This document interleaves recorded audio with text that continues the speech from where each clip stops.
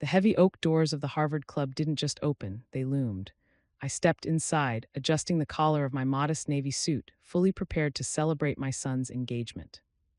Before I could take 2 steps toward the ballroom, a frantic floor manager barreled into me and shoved a stark white apron against my chest. "You're late," he snapped, glancing at his watch. "Kitchen S to the left, tray service starts in 5. My fingers paused over the federal judge credentials tucked inside my purse. I was seconds away from correcting him, from calmly explaining that I wasn't staff, I was the groom's mother. That's when I heard the voice. Loud, confident, instantly familiar, Sterling Thorne. "Standards matter, Madison," he said from the coat check, projecting for half the lobby to hear. "If Ethan's mother shows up looking like she just scrubbed floors, keep her away from the partners. We can't have the cleaning lady chatting up Supreme Court justices." I stopped cold. I didn't pull out my badge. I didn't announce myself. I simply looked down at the apron in my hands, then up at the man who believed dignity could be measured by net worth. I smiled, tight, controlled. "Right away, sir," I murmured to the manager, tying the apron strings snugly around my waist. "Drop a comment and let me know where you're listening from and what time it is for you right now." I read every single one, and I'd love to know who's part of our community. In my courtroom, silence is leverage. Let a defendant talk long enough, comfortably enough, and they will always, without exception, convict themselves. I decided to apply the same judicial restraint here. I didn't cry. I didn't feel embarrassed. What I felt was the cold, razor-sharp focus of a predator slipping into tall grass. This was no longer a reception. It was an undercover operation. I entered the ballroom not as Judge Lydia Vance, youngest appointee to the Second Circuit, but as a ghost wrapped in a white apron. The shift was immediate. I've studied the psychology for years, the gray rock method. Make yourself dull, neutral, subservient, and you disappear. New York's elite didn't see a woman, they saw a fixture. A movable surface that delivered champagne, and because I was furniture, they relaxed. I glided through the crowd with a tray balanced on one hand. The air was thick with expensive perfume and inherited arrogance. Across the room, I caught my son's eye. Ethan stood near the champagne tower, handsome but tense in his tuxedo. His eyes widened when he saw me. He took a step forward, mouth opening. "Mom," I didn't wave, I didn't smile, I gave him the look. The same look I give a bailiff when a defendant is about to spiral. A fractional shake of the head, a narrowing of the eyes that says, "Stand down, let this play out." Ethan knew that look. He'd de-grown up with it. He hesitated, then swallowed the word and retreated behind a marble pillar. Good. For perhaps the first time, he understood his mother wasn't just a parent, she was a tactician. I made my way along the perimeter, drawing closer to the Thorne family. Sterling Thorne held court near the orchestra, scotch in hand, arms slicing the air as he spoke. He was relaxed. This was his kingdom. He had no idea the jungle was watching. I studied his daughter, Madison, my son's fiancée. She wore a gown that likely cost more than my first car, silk and diamonds woven into something sharp, but she didn't wear it gracefully. She wore it like armor. She snapped her fingers at a passing busboy without breaking eye contact with her conversation. No thank you, no acknowledgement. "We're being generous even considering this merger," Sterling chuckled, his voice cutting through the music. "Ethan's bright, sure, but let's be honest, he's marrying way up." Charity case, really. Heat flared in my chest. I filed it away under evidence. This was discovery, and unlike my courtroom, opposing counsel didn't realize proceedings had begun. I drifted closer, refilling a glass near his elbow. "More scotch, sir?" I asked, my voice flattened, stripped of education and authority. Sterling didn't bother looking at me. He flicked his wrist like I was an insect. "Keep it flowing, and don't spill it on the Italian leather." "Of course, sir," I said softly. I walked away, adrenaline cooling into something dense and heavy in my stomach. They believed I was serving drinks. In truth, I was handing them rope and letting them decide how much to use. The service corridor doors swung shut behind me, muting the orchestra and cutting off the Thorne family's sharp laughter. The silence hit hard. The hallway smelled of industrial cleanser and burnt coffee. To most people, this space was a hiding place. For me, it was grounding. I leaned against the cold tile wall and looked at my hands. They were manicured now, softened by decades of lotion and climate-controlled chambers. But the phantom ache in my knuckles remained. 30 years ago, I didn't wear a judge's robe. I wore a gray jumpsuit. I worked nights at the Bronx Supreme Court, pushing a mop bucket across marble floors I would someday preside over. I remembered propping my law books open on wet floor signs, stealing 5 minutes of study time between trash runs. I learned the law by cleaning up after those who practiced it. Sterling Thorne saw a server and assumed failure. I saw a server and recognized the hunger that builds empires. That's why I didn't rip the apron off in the lobby. That's why I didn't scream. Wearing it didn't diminish me. It reminded me where my code was writ. I closed my eyes and ran the numbers, an old habit. Ethan didn't know the full ledger. He didn't know I'd liquidated my retirement fund to keep him in a good school district after his father left. He didn't know his semester in London cost me 3 vacations I never took. I'd been the silent investor in his life, compounding interest on integrity. The Thornes were late investors. They arrived when the stock was already strong, trying to buy control of something they hadn't built. I thought about Sterling bragging about the $50,000 venue check. He believed that entitled him to treat my son like a favor and me like hired help. He was wrong. I wasn't just a mother defending her cub. I was a majority shareholder protecting her asset. And I was starting to suspect this merger was toxic. A young busboy passed me with a tray of dirty glasses, eyes fixed on the floor. "Sorry," he mumbled. "Chin up," I said automatically, slipping into the tone I used for junior clerks. "You're the reason this event works. Never apologize for working." He blinked, startled, then nodded. I straightened the apron. The nostalgia phase was over. The assessment was complete. I knew exactly who I was and exactly what my son was stepping into. Time to return to the lion's den. I pushed the doors open and let the noise wash over me. I wasn't just serving drinks now. I was collecting receipts. The ballroom had grown louder, alcohol stripping away the first layer of polish. I re-entered orbit, tracking the Thorne family's gravitational pull. They stood near the floor-to-ceiling windows posing for photos. Madison was the axis, bright, brittle, dazzling. Her bridesmaids flanked her like accessories chosen not to compete. I spotted Sophia, the young server from earlier, approaching with a tray of crab cakes.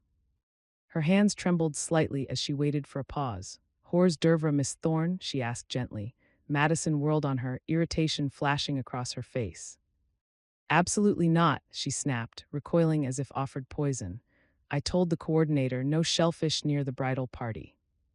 "Are you trying to kill me or are you just incompetent?" The music dulled in my ears. Sophia's grip faltered. "I'm sorry, I didn't know." "Clearly," Madison cut in sharply. "Go. Before you ruin the dress." Sophia turned, eyes wet, and clipped the edge of a high-top table. A champagne flute tipped, splashing harmlessly onto the marble floor, nowhere near Madison. But the reaction was explosive. "For God's sake," Sterling barked, stepping in. He didn't check on the girl, he didn't help, he laughed a harsh, ugly sound. "See this, Ethan. This is why we pay for VIP service. Good help isn't rare, it's extinct." Ethan looked sick. He started to step forward to say something, but Madison put a hand on his chest, claiming him, silencing him. That was the moment I stepped forward. I didn't look at Sterling, I didn't look at Madison. I knelt down on the cold marble floor next to Sophia. "It's just water and grapes, honey," I whispered, pulling a cloth from my apron. "It wipes right up." Sophia looked at me terrified. "I'm going to get fired." "You won't," I said, my voice still wrapped in velvet. "I promise." As I wiped the floor, I looked up. From my vantage point on my knees, the angle was perfect. I saw Madison Thorne towering above me, sneering, sipping her drink. She thought she was the queen of this castle because she was standing and I was kneeling. She didn't understand the oldest law of power. Noblesse oblige, true nobility serves, it protects, it lifts up. The weak, the truly weak, are the ones who need to step on others to feel tall. I looked at her $8,000 dress and saw a cheap costume. I looked at Sterling's Italian loafers and saw a man with no soul. I stood up holding the dirty cloth. I caught Madison's eye. For a second, just a second, she looked unsettled. Maybe she saw something in my face that didn't belong on a server. Maybe she saw the judge. "All clean, miss," I said, my voice devoid of warmth. "About time," she huffed, turning her back on me. I walked away, but I wasn't gathering evidence anymore. The trial was over. The verdict on her character was guilty. Now I was just waiting for the sentencing phase, and I needed to make sure the punishment fit the crime. I traded the tray of crab cakes for a bottle of vintage Dominion and moved toward the corner table. This was the inner sanctum. The air here was thinner, colder. It was where the partners stood in a tight phalanx of black tuxedos, their backs turned to the rest of the party. They weren't discussing the wedding, they were discussing the kill. As I approached, Sterling Thorne was leaning in. His voice dropped to a conspiratorial purr that carried the weight of pure arrogance. The Meridian Antirust merger is a done deal, gentlemen, Sterling said, swirling his scotch. $40 billion, the biggest payout this firm has seen in a decade. I poured champagne into the glass of the man next to him, a senior partner I recognized from his bio on the firm's website. He looked nervous. I don't know, Sterling.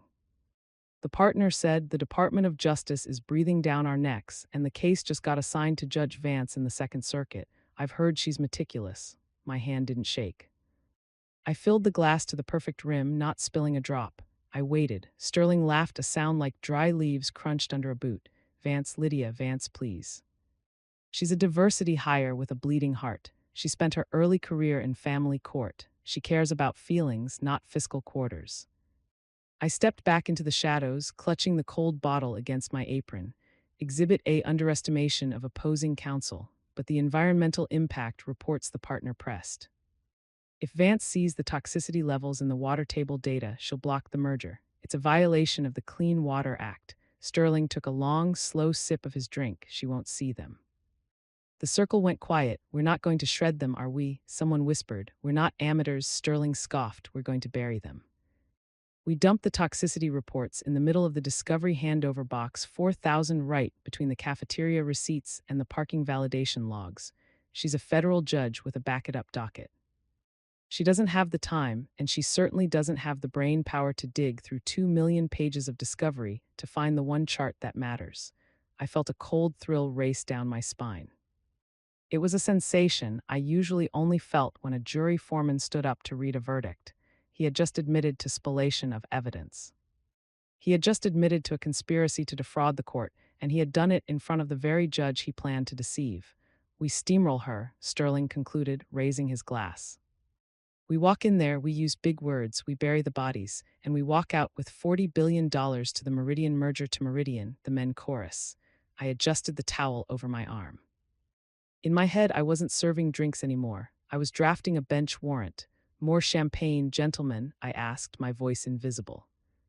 Keep it coming, sweetheart, Sterling said, turning his back to me again. I walked away, the bottle heavy in my hand. He thought he was burying the evidence. He didn't realize he was burying himself. The merger was the main course, but Sterling wasn't done feasting. He was drunk on power now, the kind of intoxication that makes men careless. He draped an arm around the senior partner's shoulder, shifting the topic from federal crimes to family triumphs. And it's not just the firm winning today, Sterling beamed, gesturing toward his daughter across the room. Madison just secured the summer associate position at the Solicitor General's office. The D.C. internship. The partner raised an eyebrow. Impressive. That program accepts, 3 applicants a year. It's usually reserved for the top 1% of the Ivy League. I froze. I knew that program. I sat on the oversight committee. The selection process was blind, rigorous, and based entirely on merit. Madison Thorne, who I had just watched abuse a server for a mistake she didn't make, did not have the temperament or the transcript for that seat. Sterling chuckled, a low, oily sound. Let's just say the selection committee suddenly remembered how much they enjoy the new reading room I funded. They had to make some administrative adjustments. Adjustments, the partner asked. There was some girl, Sterling waved his hand dismissively, some nobody from a state school, perfect LSAT score, apparently a real estever, but she doesn't have the pedigree. We couldn't let a slot like that go to waste on someone who doesn't have the connections to use it, so her application got misplaced. My blood ran cold. It wasn't just nepotism, it was theft. I looked over my shoulder toward the service entrance. Sophia was sitting on a milk crate during her 5-minute break. She had a thick book open on her lap. I squinted. It was an LSAT prep guide. The pages were dogered, the margins filled with notes in cheap blue ink. The pieces clicked together with the terrifying precision of a closing argument. Sophia wasn't just a server. She was the nobody Sterling was talking about. She was the girl who studied until her eyes burned, who worked double shifts to pay for applications, only to have her future stolen by a man who treated it like a party favor for his spoiled daughter.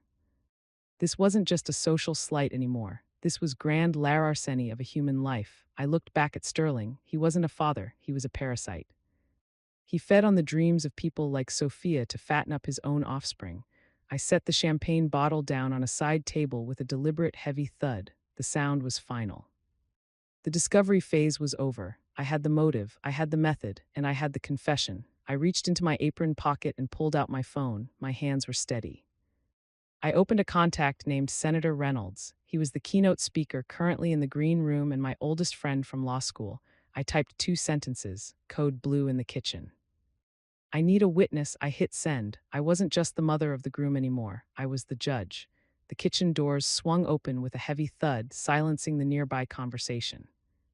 Senator William Reynolds stood in the frame, flanked by 2 security detail agents. He was the keynote speaker, a man whose face was on every news channel in the country. Sterling Thorne's face lit up. He smoothed his tuxedo jacket, stepping forward with his hand extended, ready to claim connection to power. Senator and Honor Sterling Thorne, managing partner of Reynolds, walked right past him. He didn't even blink. He walked straight to the service station where I was standing, holding a dirty rag. Lydia Reynolds asked, his voice booming in the sudden quiet of the room. "Judge Vance, why on earth are you wearing an apron?" The silence that followed was absolute. It was the kind of vacuum that happens when a bomb detonates, but the sound hasn't caught up to the blast wave yet. Sterling's hand was still extended in the air, grasping at nothing. He looked at the senator, then at me, the cleaning lady, then back at the senator. His face went from flush to an ashen gray in 3 seconds flat. Judge Madison whispered, her champagne glass tilting dangerously. I reached behind my back and untied the knot of the apron. I pulled the white fabric over my head, folded it neatly, slowly, and placed it on the tray next to the empty glasses. I smoothed the lapels of my navy suit. I wasn't just Sarah Martinez anymore. I was the Honorable Lydia Vance. "Actually, Miss Thorne," I said, my voice projecting to the back of the room without me raising it a decibel. "I am the presiding judge on the Second Circuit Court of Appeals, the same court that is currently reviewing your father's $40 billion merger." Sterling made a choking sound. "Judge Vance, we had no idea, clearly a misunderstanding. We were just joking about the joking." I cut him off. I stepped into his personal space. He shrank back. "Was it a joke when you admitted to a conspiracy to violate the Clean Water Act? Was it a joke when you detailed your plan to bury the toxicity reports in box 4000 of the discovery files?" The blood left his lips completely. "That is privileged conversation," he stammered. "Not when you shouted at a waiter in a crowded room, Mr. Thorne," I said coldly. "There is no attorney-client privilege in the catering line. You admitted to spoliation of evidence in front of a federal judge and a United States senator." I nodded at Reynolds, who crossed his arms and glared at Sterling. "I can explain," Sterling wheezed. "You will, I promised, at your disbarment hearing." I turned to Madison. She looked small now. The armor of her expensive dress had dissolved. She looked like exactly what she was, a child playing dress up. And as for the Solicitor General's internship, I continued watching her flinch. "I sit on that oversight committee. We take academic integrity very seriously. I'll be personally pulling your file tomorrow morning. I'm very interested to see how an application was misplaced to make room for you. Mother, do something." Madison grabbed her mother's arm, but her mother was staring at the floor, wishing she could dissolve into the carpet. "Ethan," I said, turning to my son. He stepped out from the shadows. He didn't look scared anymore. He looked relieved. He looked at Madison, then at me. He walked over and stood by my side. "Ready to go, Mom?" he asked. "One last thing." I turned back to Sterling, who is now trembling visibly. "You were right about one thing, Mr. Thorne. You really should be careful who you talk to.